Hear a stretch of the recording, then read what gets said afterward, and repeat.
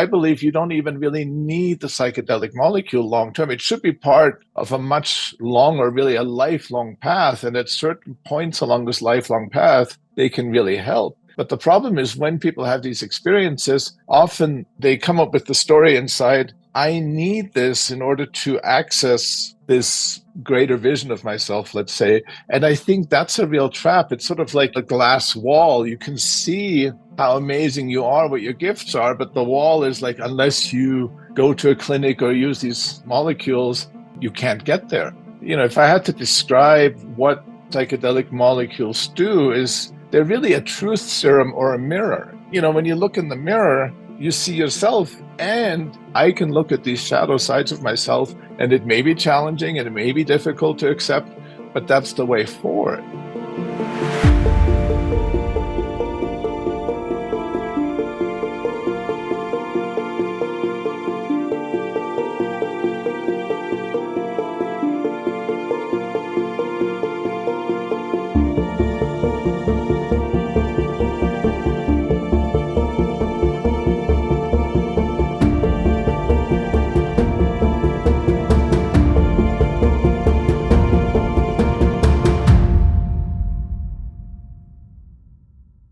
Hi, everyone. Welcome to Psychedelic Conversations. We have today a very special guest, Florian Birkmayer, in the house. Welcome. Thank you for having me. Thank you for joining us. As always, I'd like to say a few sentences of your background and your bio for our listeners to just get a feel of your background, and then we can dive into this conversation. Sounds good. Great. So through your commitment to your own wounded healer's journey, you share with your clients and students deep understanding of what it is to be a human and find your own personal myth or soul purpose.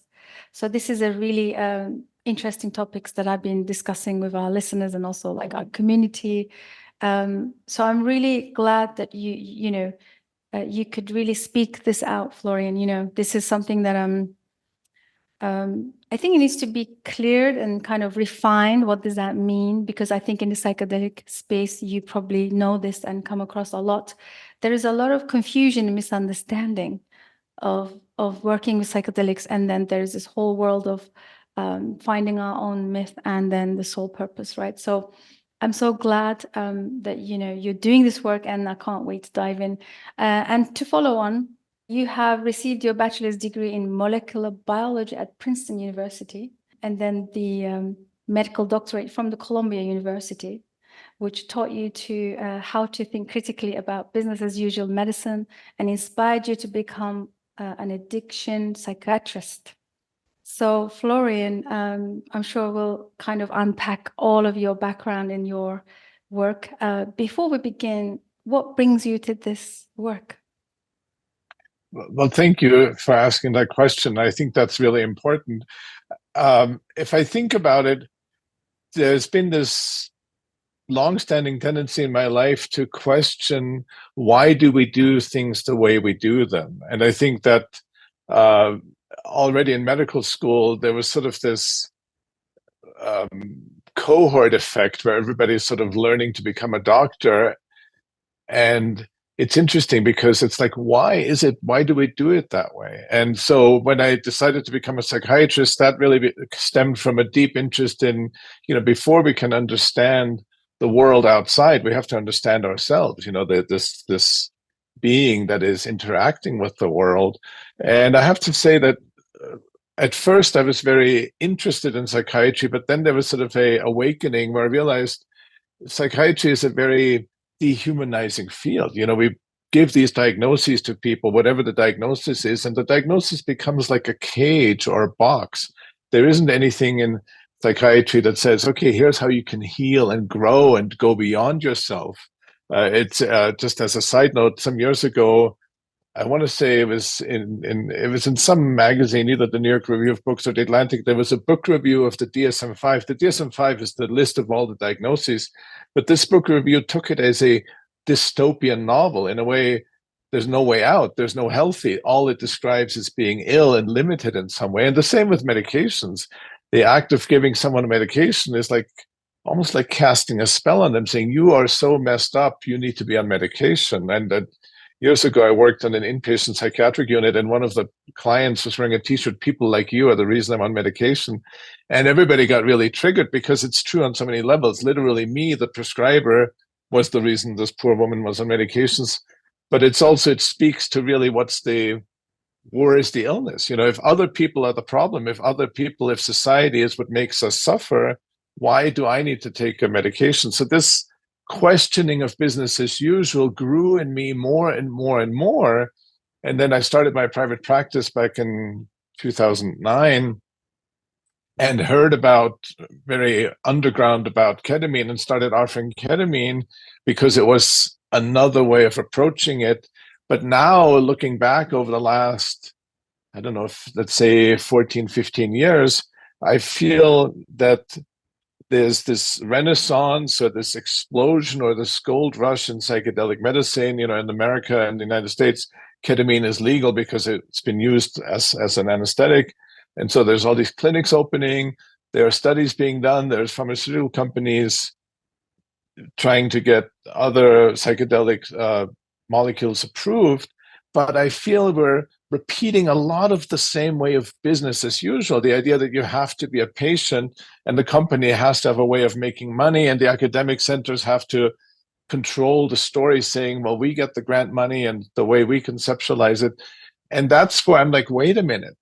There is this revolutionary, deeply transformative potential that ultimately, to me, gives people the opportunity to say, well, how can I transcend myself? How can I live my personal myth, really? How can I individuate? How can I become more than what I think I am or what society tells me I am? And that, to me, is in stark contrast with the way the field is now saying, okay, you come into our clinic and we give you whatever treatment and you become a patient. There's a disconnect there. And I think it's a really worrying disconnect. I think it's really alarming because instead of this transformative potential that I think many of us really appreciate, it's becoming the latest way in which behavioral health is really, I'll say something rather controversial, is colonizing the human psyche. Wow. This is a really good topic to be starting with. So can we maybe go into the dark side of psychedelic therapy from here? Everything you said resonates really well, and this gold rush and the making psychedelics a magic panacea. And what are you seeing? What are your observations? And what would you say if you were to, let's say, if our listeners for the first time heard this concept of the dark side of the psychedelic therapy, what would that mean? Oh, well, I use the term dark side, and another term for this is the shadow side. And the shadow is a really important concept, but it's a misunderstood concept. I think the dark side or the shadow side is often misunderstood as something that we're aware of ourselves, but we don't like. I'm aware of this negative pattern and I want to change it. And that's useful. I think that's an important aspect of self-growth. But the shadow side, and that's why I think the word shadow is so good, it's the part of ourselves we can't see. And in that shadow are often two things. One is it makes us, we're often in these ruts, in these tunnels, and we think the tunnel is the whole world because we don't see that we're in a tunnel. That's one aspect of the shadow side where it's really important to question why do we do things the way we do? And the other side is that sometimes in these unconscious patterns, especially in ourselves, there's a term, some people have used the term golden shadow. There's a poem by Marianne Williamson, Our Greatest Fear, that Nelson Mandela read during his inauguration. So it's often attributed to Nelson Mandela. And one of the lines is, our greatest fear isn't that we're weak. Our greatest fear is that we're powerful beyond measure. And that's what I mean. For many people, our greatest power, our greatest gift is hiding in our shadow. And so just to stick with that, when you go into a system or subscribe to a system in which you are labeled as there's something wrong with you, you are cut off from that greatest power in a way that our greatest fear is that we're powerful beyond measure is reinforced by the system. And I think that happens in behavioral health and in psychedelic medicine now. There's this idea that something has to be wrong with you in order to benefit from these treatments, get access to these treatments. That's already something that we could maybe tease apart a little bit further, but in a way you have to say, yes, something is wrong with me and that's why I need this treatment. And I'm not sure that's the whole story. I think often people seek help because there's something that they don't like about themselves or something that is quote unquote wrong, but it's a doorway. I think let's call it our psychic wound. Our wound is the doorway to our greatest power. But if we don't see it that way, if you say there's something wrong with you and that wrong with you isn't going to change and we're going to do treatment, then the path is not a path of growth, but a path of turning you what I call into a professional patient.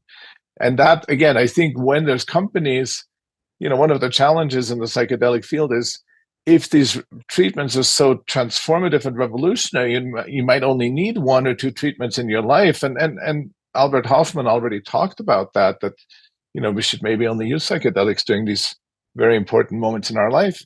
But if you're a company that's looking at the behavioral health pharmaceutical model of people taking pills every day for months and years, how do you make money off something that people might only have to do once? That's a paradox that no one's really been able to answer. I think the other one is implicit also in what I just said. Ultimately, I think the opportunity is for us to discover our personal myth, our gift that's often buried in our wound. But if you have both this story that you need these molecules, and I use that word rather deliberately, and you need a way of doing things, clinics or research or protocols, the message you get is you can't do this on your own. And I think there is important rules or guidelines, but the message should not be you need someone else to help this. In fact, I believe you don't even really need the psychedelic molecule long term. It should be part of a much longer, really a lifelong path. And at certain points along this lifelong path, they can really help. But the problem is when people have these experiences, often they come up with the story inside, I need this in order to access this greater vision of myself, let's say. And I think that's a real trap. It's sort of like it's like I call it a glass wall. You can see how amazing you are, what your gifts are, but the wall is like, unless you go to a clinic or use these molecules, you can't get there. And that's a trap. I think, if I had to describe what psychedelic molecules do is they're really a truth serum or a mirror. There are other terms like non-specific amplifier, and even the word psychedelic has an ideology behind it. And I really like the word ecodelic because it really reminds us about connectedness. But ultimately we don't need them. They're a mirror. When you look in the mirror, you see yourself, and part of what should be in the mirror is I can access this. I can commit to this path. I can look at these shadow sides of myself. And it may be challenging and it may be difficult to accept, but that's the way forward. I had a client who I gave ketamine to, and after 3 sessions, he said, I'm great. And the most important lesson is when you get the message, don't forget to hang up the phone. And that hanging up the phone, like I'm done now, it's up to me how I grow, what I do with this. And there's more and more talk now about the importance of integration with the insights you gain. How are you going to change your life? What are you going to do?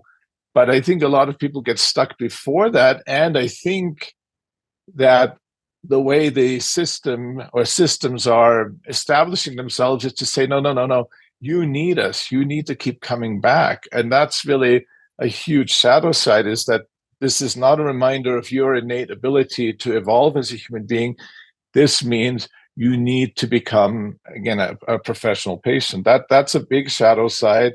And I think even the term molecule, comes from really the academic setting, somewhat the company setting, the corporate setting, that these are these molecules. And I've listened to a lot of talks by psychedelic researchers, and their explanations are really sad. They say, oh yeah, psilocybin mushrooms evolved psilocybin as a repellent against maybe predators or something. You know, if something wants to eat it, then the animal eating the mushroom isn't going to touch the mushroom because it made it feel strange. And I think, in a way, in order for these arbitrary, ego-driven, and patriarchal power structures, the companies and the academic settings, to justify their power, it needs to be random. But I think that there is actually a much deeper relationship. And so I don't like the word molecule because the ideology behind it, oh, this is just a random molecule that this random organism made, and we are now figuring out how to best use it. I think we've been in deep relationship with these plant teachers, these mushroom teachers. You know, we evolved, you know, the modern life cut off on Zoom screens in cities is what, maybe not even 50 years old. And for millennia before then, we lived in deep relationship with nature. And all these molecules, it wasn't just like, oh, I shouldn't eat that plant because it tastes bad or it makes me feel bad. We evolved in deep relationship. You know, people say, oh, the brain is like a computer, which is, you know, a modern analogy. In the Elizabethan age, people said the brain is like a theater because that was their framework. But I really think the brain is like a Wi-Fi network or a cellular network. It's always in relationship. And so when we evolved in this world full of plants, we were in deep relationship. You know, why do we have dopamine and serotonin as neurotransmitters? It's not random. They were plant molecules for millions of years before we walked the earth. And the analogy is like pollinators. You know, about 300 million years ago, plants decided, sorry, I know there's a human centrism in that.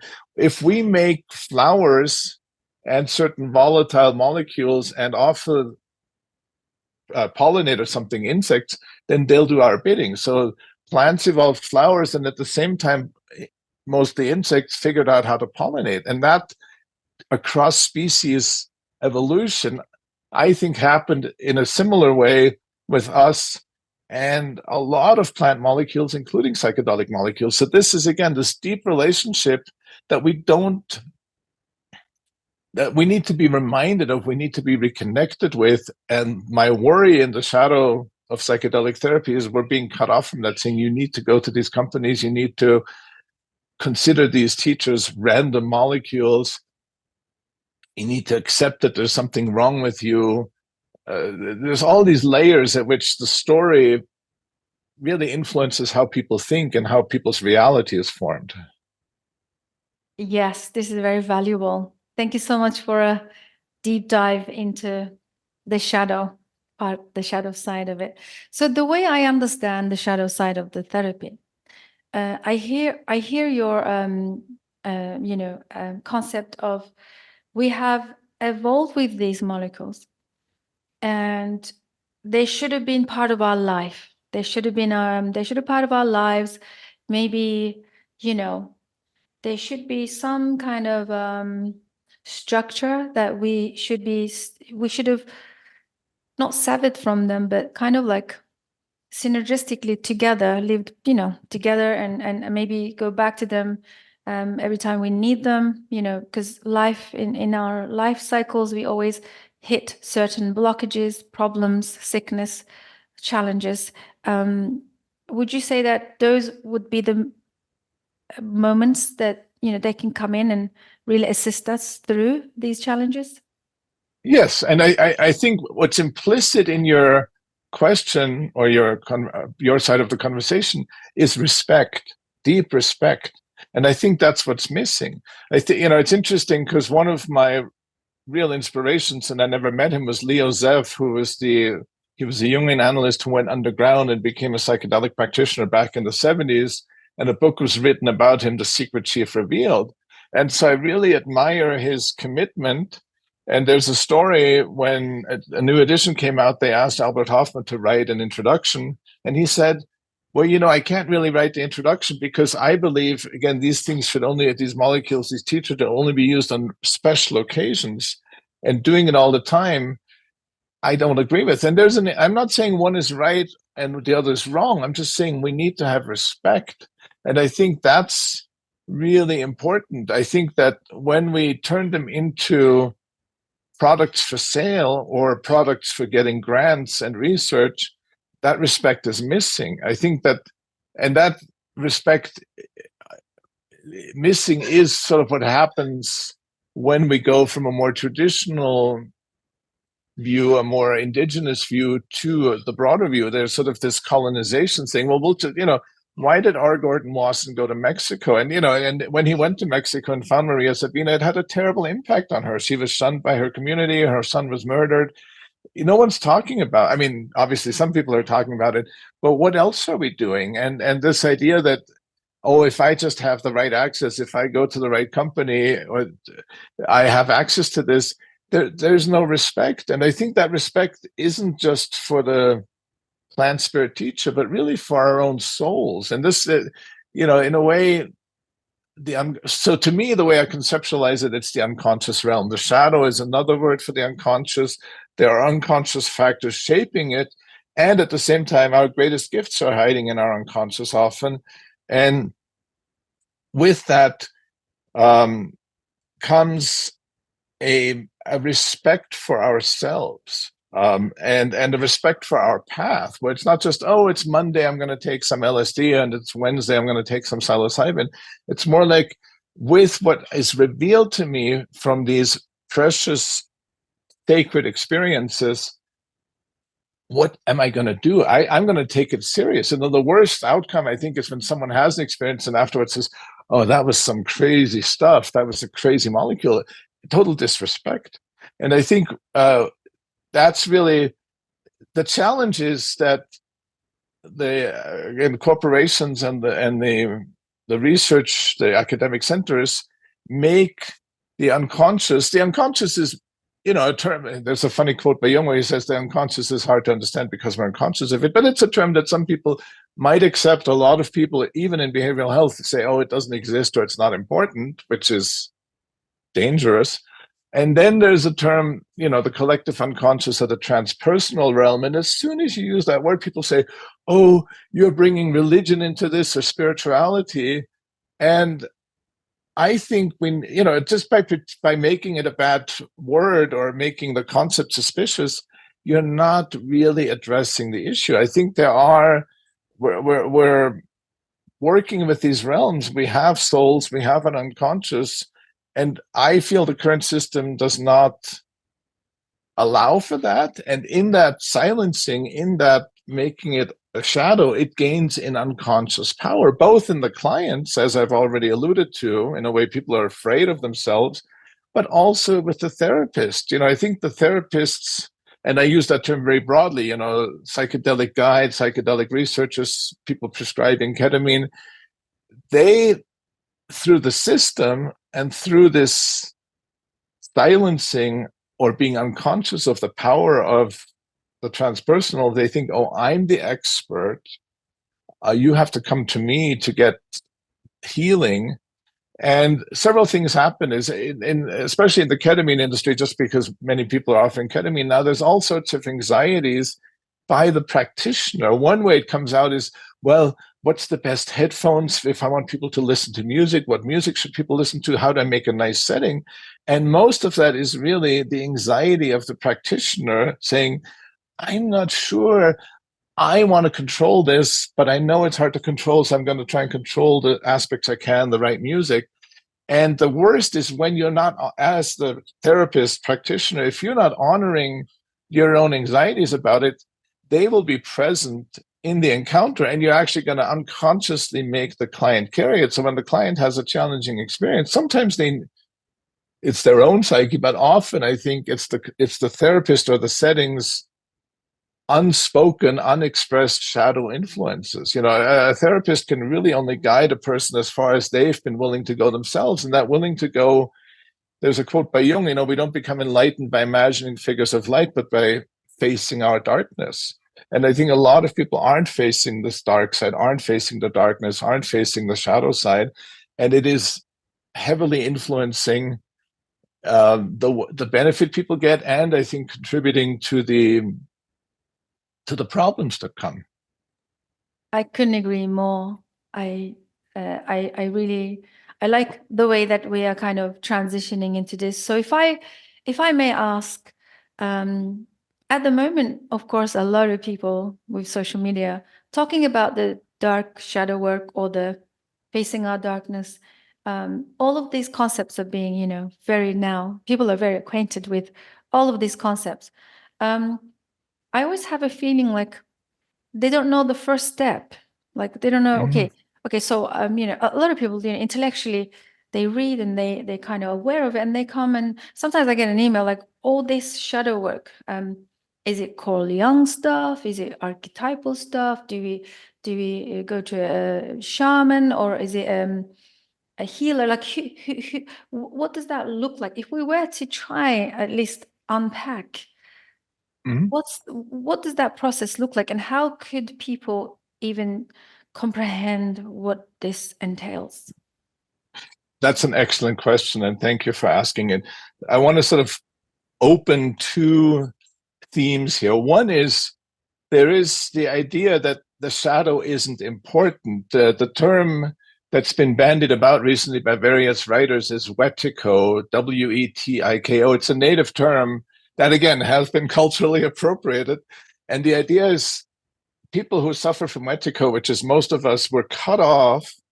When you look at nature, you say, well, I could cut down the tree and sell it, or I can dig in the ground and get the minerals out. You see nature as an inanimate thing to be exploited.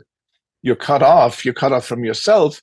But the hallmark of what's being called wetiko is, and there's nothing wrong with me. Part of the spell of it is, I'm right, nothing wrong with me. And I think that's the first questioning when someone is really certain, saying, I know what I'm doing, this is the right way, I've studied this, I'm the expert, all that language, just really be, when you feel that intuitive sense, like, the expression is when your hair stands up on the back of your neck, pay attention to that. I mean, and sometimes I do and sometimes I don't, because it takes practice. So that's one thing. The other thing with shadow work, it's a term that's been there for a long time. Different cultures have it. I remember talking to a friend from the Middle East, and I forget the term now, but they said, in our culture, we call it the uncle, the sort of unseen presence. And so there is Jung talked about this too in his looking at history and the history of religion. These concepts exist, and there's this quote, the greatest trick the devil ever played is convincing us he doesn't exist. And it's not about making the devil a bad person. And one way you can recognize it is, I'll tell you in two versions. One version is in Jung's Red Book. He himself in 1913, after his break from Freud, had all these visions and dreams, and he thought he was going crazy. He had several dreams of Europe being covered in an ocean of blood, and he thought, oh my God, this means I'm becoming psychotic. But this was in 1913. World War I started a year later. So in a way, he was having a prophetic dream. And in 1913, there were no medications. And Jung said, instead of trying to suppress this, trying to push it down, trying to label myself, I'm going to honor this. And he started journaling, writing things down, writing things that ultimately became a Red Book that was a journey of his own insight, a record of his own insight journey. And a lot of Jungians I've met saying, oh, I'm not even going to read that because it's going to upset my very intellectual image of Jung. And one thing you see is a lot of Jungians become very intellectual to defend against these powerful energies. And in this Red Book, in the first few chapters, there is an encounter where there's two opposing forces, what's a thinking type, or what Jung later decided was the thinking type, the very intellectual way, what's now called left brain, and a feeling type, a more sort of experiencing the world in a different way. Now people say right brain, yin and yang. But in that same scene that came from his dreams and his unconscious, there's a serpent, a giant snake. And that's really important. The other story that's silly, but on Facebook a few years ago, there was this meme going around, 3 signs you're projecting. Number 1, I'm not projecting. When something comes to your awareness that makes you question or invites you to question your ego story of yourself, there's a strong emotional reaction. And the automatic way to react to that is like, well, I don't want to feel that. That makes me uncomfortable. I'm going to go with what's comfortable. So what I invite anyone to do is to say, okay, what are these things that make me uncomfortable? Where I'm like, I don't think I'm like that. I'm not projecting. Or, the serpent is such a beautiful energy, because when you see a snake, you have this visceral reaction of, oh. So within us, there are these patterns. Oh, I don't think I'm like that. I'm a nice person. Here's a part of myself or a behavior that I've engaged in that I'm like, ugh, I'm not like that. That's the gold mine. That's what we have to excavate and really help each other, saying, okay, let me reflect this back to you. Let me hold space for you to examine it. So any shadow work that's easy is really spiritual bypass. Any shadow work that's sort of like a manual, the left brain, the ego says, oh, great, I can go through the manual. I can answer all the questionnaires. It's a I just read this quote, and I think it's Joseph Campbell. If the path in front of you is clear, it's not your path, because someone else has already made the path. So this shadow work, the essence of shadow work is to be surprised and challenged over and over again. And anything where you're like, oh, I didn't know that about myself, or no way, that's not me. That's the precious material, which is going to make you see the side of yourself that you haven't seen, or a side of the system that you haven't seen. So I always say Jesus and the Buddha didn't have easy lives. It takes that constant self questioning or questioning each other. And when someone else questions you, saying, hey, why did you do that? Instead of saying, I didn't do that, or you're wrong, or that's not important, saying, oh, thank you for this gift of making me uncomfortable. In this discomfort, there's something there that I wasn't aware of. That's the real shadow work, not any hashtags or memes. I love that. And that brings me back to your original initial bio when I was reading out your, the commitment to the wounded healer's journey, where you undergo to find the personal myth. This is exactly what you are describing, because the personal myth comes from this very intimate personal inventory that we take and examine our lives in.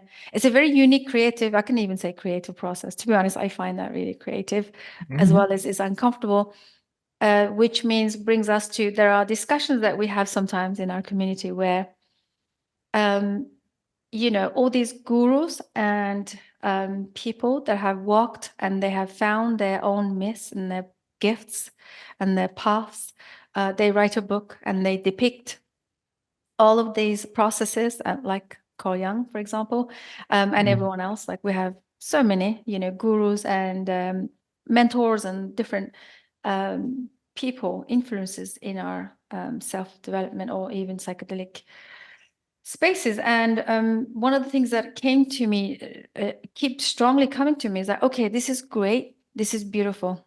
We could read them, honor them, and respect these processes, but they are their processes. And because some people read these books and they really line up outside the bookshops when someone launches a title that promises somehow to get you there. And then they read everything like a literal, almost manual, practical thing that they could apply, and then they'll also get there. It's far from it, right? It is the illusion that somebody has the answer because they have done the steps. So again, right, they can give you maybe insights, because sometimes I read a paragraph and it kind of sparks something in me. Not necessarily I have to go through their experience, because everybody goes through this very uniquely.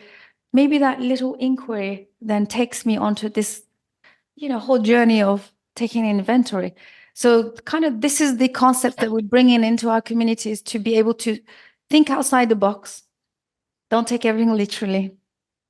And exactly what you said, your path is untrodden. It is your path, and it's not, I mean, I honor all of these gurus and the mentors. I respect them, but very aware that we are also society-wise in a place where we take everything literally. It's almost like we want a hero, we want a magic pill, we want something to get us from A to B, right? So these are my observations. And I love that you shared this. What are your observations? Again, the word comes to me, consumerism. I think we're so deep into this consumerism that even we turn this personal myth journey into a whole consumerism mission or project or something like that.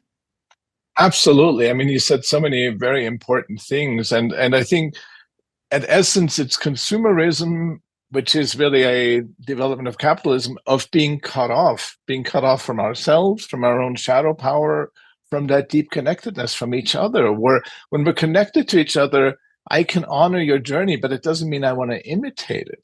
And I think that's, I used to jokingly say LSD did not cure Timothy Leary's narcissism. And two things happen.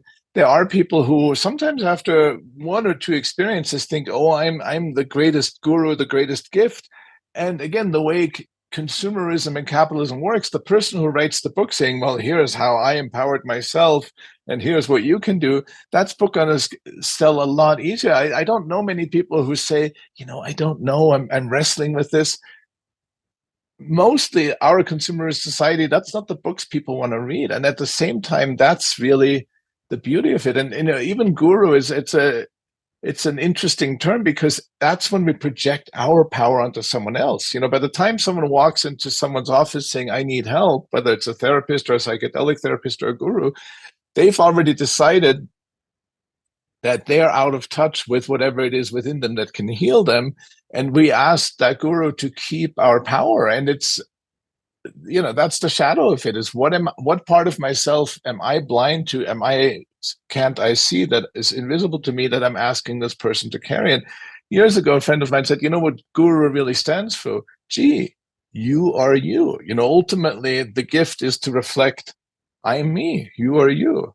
But at the same time, it's so seductive, again, whether in behavioral health or in the psychedelic field, when people write books and they go on the lecture circuit and all these people admire them, but it's very seductive for both sides. And that's part of what worries me. And this is not easy work. And again, implicit in that is often, again, like I said earlier, you need these psychedelic molecules. These psychedelic molecules are going to change the world. And I think that's a danger too. They didn't cure Tim Leary's narcissism.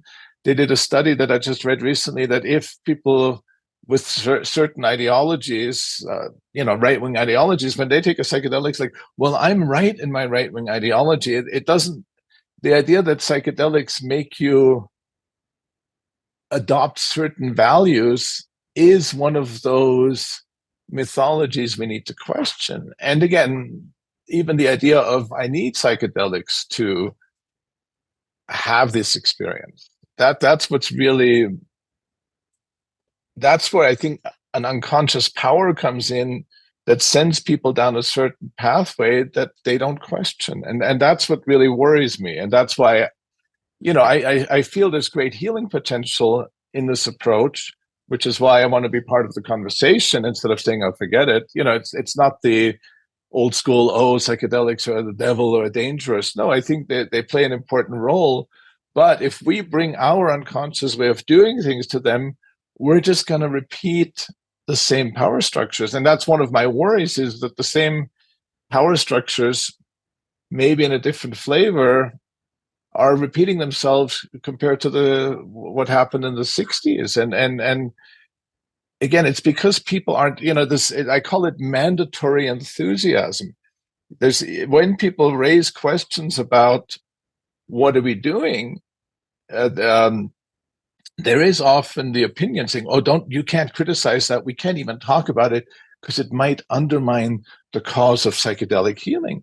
And that, to me, is it's a form of censorship. It's a form of saying, my ego, my wanting this to unfold in this certain way is going to say that there are certain taboo conversations and certain taboo subjects. And that, again, that creates an unconscious tension. When there's something, there's a lot of taboo things in the shadow. And when we don't ignore when we ignore them and we don't acknowledge them, their power grows. It's like pushing a beach ball under the water. The more you push it down, the more it's going to shoot up. And that's what I think we need to have these conversations. Yes, there's great healing, but we mustn't unconsciously repeat the power structures that have brought us to this place where then we think, oh, psychedelics are the answer. Totally. And makes me think of the addiction, psychosis, like breaking open. The more, it's almost like the more we push down, or maybe if I'm understanding correctly, then it can come out in different ways, like psychosis and overwhelm and anxiety and depression. So one of the things that I would like to, if I may ask your opinion on, is so Tim Leary's case in this scenario. I'm guessing he's a wounded child, and from my background, also trauma-informed therapy, I have known and observed that when children are completely wounded and unloved or unseen, I guess they develop this shadow part of them, that they are special and they are powerful, and then it's kind of like a protection mechanism, right? And I feel like sometimes psychedelic medicines can magnify this. Maybe this is the case, right? It's almost like reinforces and magnifies what's already there. So in this case, would you say it would be helpful if someone is in a space and they can trust? I know this is tricky. I'm trying to tease out what would be the best way to talk about it. Here's the thing. For example, when people are wounded, in my understanding, and they take the medicine, their fragility is magnified. So they become even more fragile. So then even the facilitator or the trip sitter or therapist, whoever is with them in the space, it's almost like even their breathing can threaten them, or even the eye gaze can mean something to them, because their senses are so magnified and their fragility is so magnified. Should there be some kind of education on this, where maybe the person can build a trust with another, where there's a bit of a rapport and a trust? Maybe this is a reductionist way of me thinking, but in that way, then the facilitator kind of like is given a permission to hold mirror and be able to, without tiptoeing around or without thinking that creating uncomfortable experience for this person. Actually, maybe it's good to take them to the edge a little bit to build capacity. Yeah, I think that. Yeah. Go ahead. Thanks. Instead of like, because I feel like in the psychedelic therapy space, we have all these, like you said, tools and the settings and the high tech, the whole music thing. Like apparently it's all figured out. There's apparently this whole playlist where the beginning, the mid, the end, the landing. And I'm thinking, wow, sounds very linear. It's never been my experience. Sometimes I am landing at the beginning and then suddenly I'm in a chaos at the end. So it's never been a linear, and I don't understand who decides that this is a linear landing or this. So anyway, so I'm thinking it's almost like we are so afraid of holding anyone's feet to the fire and help them break out of this fragility. And help them build capacity. Therefore, we have to now design all these integration tools and modalities and high-tech stuff to continue tiptoeing around this fragility. That's what I want to say. Absolutely. I think that's the essence. And you made me, with your reflection question, remind me of something I wanted to say. The term wounded healer actually comes from Jung in an essay in the late 50s, Fundamental Questions of Psychotherapy. He says, that's where the term wounded healer came from, when he said that it's really a measure. It's the physicians, he used the word physician, but really any healers, any guides' own woundedness that is their measure of their ability to heal. And that is the essence of the wounded healer. And there's another quote: if the wounded healer doesn't deal with their wound, they become the wounded wounder. So there's, I think, the number one thing, in addition to all the outside stuff that we try to control, often in an egoic way, nice music, And again, there's one of the playlists they did a study on, so now it's evidence-based, but that just betrays the anxiety. I think number one, the guide, the sitter, the therapist, the psychiatrist, whatever role, when you're in that role, the number one thing you need to do is commit to your own journey and saying, I don't know. And, and that's much more important than critiquing what anybody else is doing or saying, here's what I think you did wrong. My own journey, I had a private practice, and in 2015, I read a book called The Alchemy of Healing by Edward Whitman, who was a Jungian analyst and a homeopath. And when I read that book, I literally threw it across the room because he was talking about me. In one of the later chapters, he said, if the therapist, this was not in psychedelics, but in behavioral health, if the therapist doesn't acknowledge their own most wounded part, the part of themselves that they feel could never be fixed, doesn't deserve help, if we don't acknowledge that, then we're asking our clients to carry it. So when someone takes on the mantle of, I'm the expert, I know this, and uses the language around that, they automatically, unconsciously ask the other person to carry their own not knowing, their own woundedness. And that's really the most dangerous. I think that's where we can have beautiful experiences, but we need to be fully ourselves. There's this old joke, therapy is when there's two people in a room and both get better. You can't say, well, I'm the expert, I'm up here and you're down here. And unfortunately, psychedelic molecules by their nature can amplify that and can create this, well, you have to come to me to do this. And it's the word humility. And I invoke that with great attempt at humility, that we need to say, okay, if I'm not willing to work on myself because I think I'm the expert, the implicit message is you can't really work on yourself. Whereas if I continue to look at, and it's not the sort of chest thumping, oh, I'm so great because I'm looking at myself. It's just an inner attitude you do that ripples out to the client.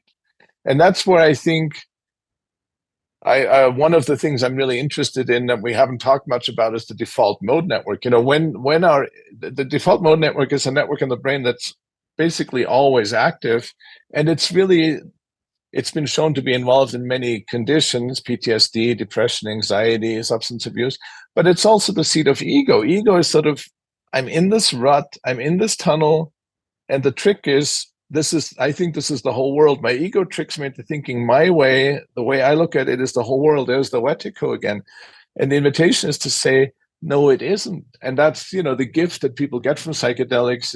You look at the connectedness graphs that Robin Carhart-Harris did, and that's basically literally, you can see the graphs, even though again, measured in science, of the default mode network sort of melting away. But we all have to do that. And we have to be willing to do that and not demand or blame or expect the psychedelic molecule to do that. It's an intrinsic attitude that the healer needs to say, well, here's things that I need to work on. Here's things that are challenging me.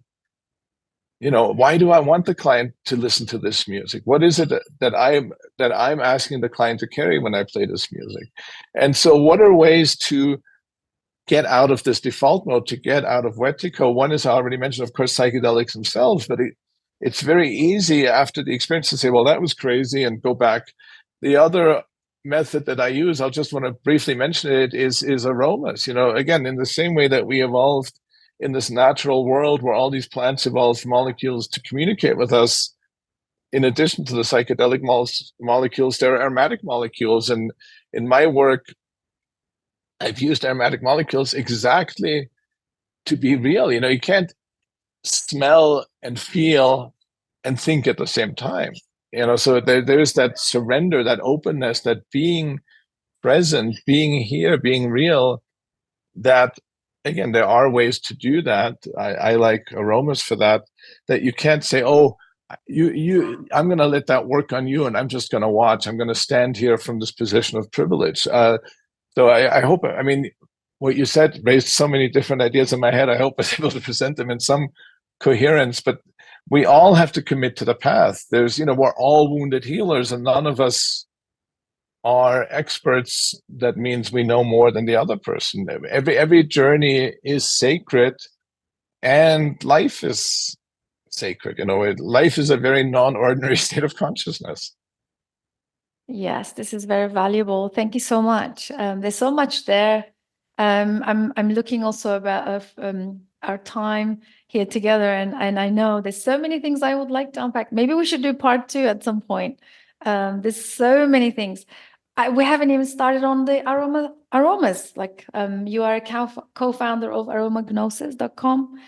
We haven't even touched any of that, and there's so many questions still lingering in my mind around the addiction recovery and why all of this stuff. But maybe we can touch on the aroma side of the how does that work with psychedelic therapy or psychedelic work, and maybe we can then see what we can cover. Yeah, let's quickly touch on it, and also the addiction. I mean, I'll just say, and I'm not I heard this, but the opposite of addiction is connection. And we can use psychedelic molecules, like many things in life, in an addictive way to sort of keep ourselves cut off, or in a way of reconnection. And that's why I really like the aromas. Again, I talked about pollinators and pollinating plants, this brilliant coevolution hundreds of millions of years ago. And I've been interested in aromas since I was a young child. And one thing I've learned over the years is, they change us in very deep ways. When you hug someone, there's air between you, there's your clothes between you. When an aroma enters your nose, it binds to a receptor. It's the closest touch possible. And it's not just the aromatic molecule. You have the aesthetic perception. You have all sorts of associations, biographical, cultural. If I say Thanksgiving or Christmas in Europe and North America, there's instant aromas that come to mind. Marcel Proust, the famous French writer from the 19th century, he eats a cookie, and the taste, which is really the scent of the cookie, makes him write 3,000 pages of a thinly veiled autobiographical novel. And in my work, I've seen again and again where aromas touch us really on an archetypal level, where people in different cultures all over the world have these same reactions. And again, this is a huge topic that I know we can give justice to, and I'm really grateful you asked. But many traditional cultures, often in the context of psychedelics, used aromas. The ancient Egyptians were heavy users of psychedelics, but they also had this very rich spiritual use of aromas. It wasn't just, I want to smell nice. They were very sophisticated.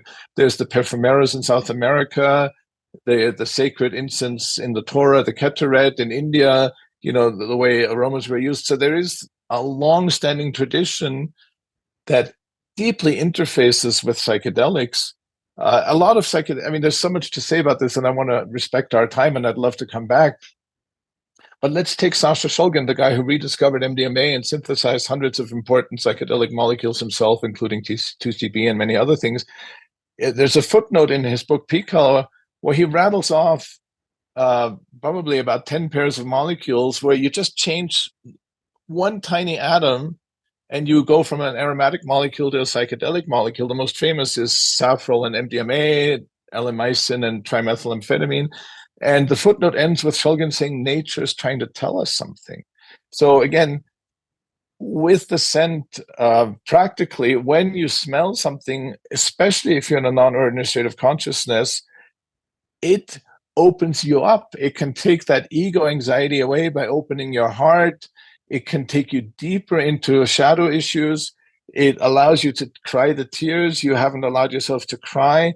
And again, you can't intellectualize the scent. You can't say, oh, that smells nice, or that smell is eucalyptus or something. It will touch you at a deep, deep level in a way where, again, I think it's fair. I'm convinced that these psychedelic molecules are really teachers. They're an emanation of the intelligence of the plant. And the same with the aromatic molecules. They're teachers. So they're not as ego-driven to me as music. Music is my anxiety in a nutshell. I want you to have a good experience. Here's the right playlist.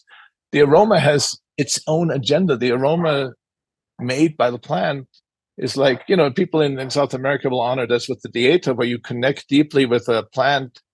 And in a way, the psychedelic molecule opens the door, and then you meet the spirit of the plant. You can do that with aromas. And so then there's, you could say, 4 presences in the room. There's the presence, the soul of the client, the soul of the sitter. And again, these terms are limiting the soul of the psychedelic molecule and the soul of the aromatic molecule. And so and this is not vague or woo-woo. In my experience, it's extremely precise which aromas allow us to teach or have or come to certain understandings in this imminent way where we're feeling it, we're bypassing the intellect. And that's where I think the true change can happen. So it's just, I know this is a very beginning of a conversation. I hope I've communicated some of it. Yes, this was super valuable. Yes, so many threads opened up in my mind, but also reminds me of curanderismo, I think, where like in the indigenous traditions, like the copal, and Yes. then the sage, and then bringing in, and there is aqua florida, I believe in ayahuasca they use, right? So totally I'm on board with this. I think there is something very powerful around that. And I remember participating in a ceremony.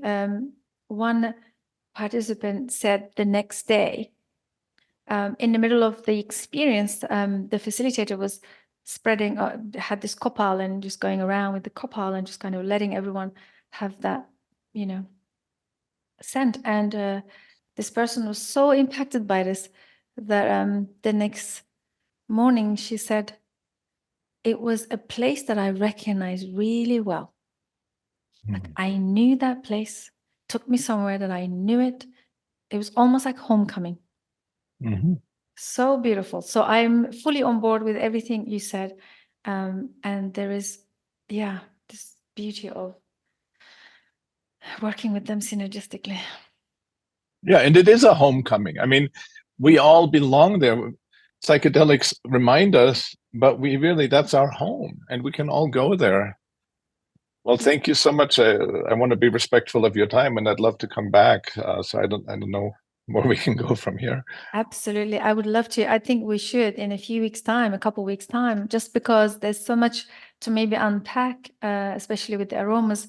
I feel like we just opened up a thread, and it's been really great getting to know you. Thank you so much for all the work and sharing your wisdom with us today. I've learned so much, and it's just like a lot of firing going on at the moment. Just need to sleep on it, and it's been really, really beautiful. Thank you. Grateful. Well, thank you so much for having me, Susan, and I really appreciate that opportunity to share about what I'm really passionate about. Amazing.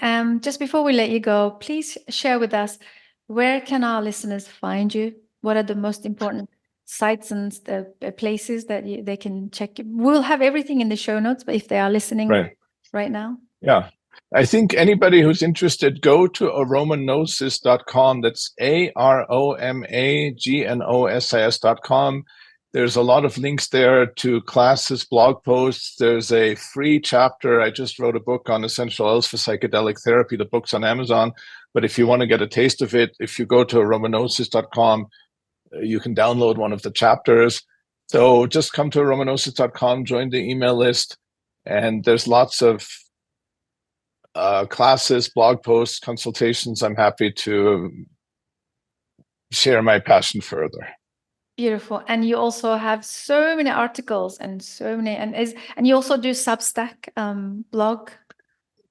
Yes, so I believe it's Florian Birkmayer, MD.substack.com. But yeah, if you just look Florian Birkmayer and Substack, you should find me. But I write a lot about the shadow side, including the shadow of aromas and psychedelics. So I really enjoyed the Substack. It's just a medium that really agrees with me. Thank you for reminding me. Of course. Yeah, I'm also on Substack, so I really find that very valuable.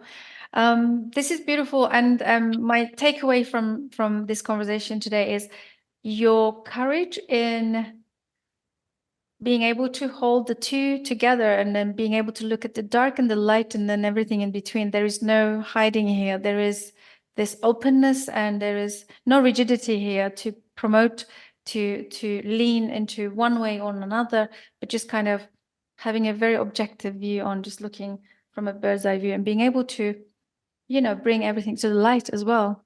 And that's very rare that I see nowadays in psychedelic space, because at the moment it's all about promotion and making it, Well, thank you for your kind words. Of That's really course. touching. Thank Of you. course. Amazing. So we'll have all your links, and if our listeners would like to get in touch with you, they will find you in the show notes. So thank you again, and thank you everybody for joining us. If you enjoyed this conversation, do get in touch. All the information will be in the show notes, as you know. Also comment and share your experiences. Don't be shy. I'll see you on the next one. Bye for now.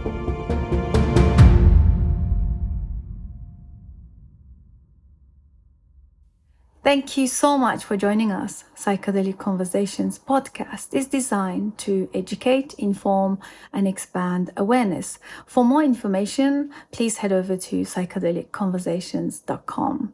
You can also share with your friends or leave a review so that we can reach more people. You can also join us in our private Facebook group to keep the conversation going. This show is for information purposes only, and it is not intended to provide mental health or medical advice. Thanks for listening.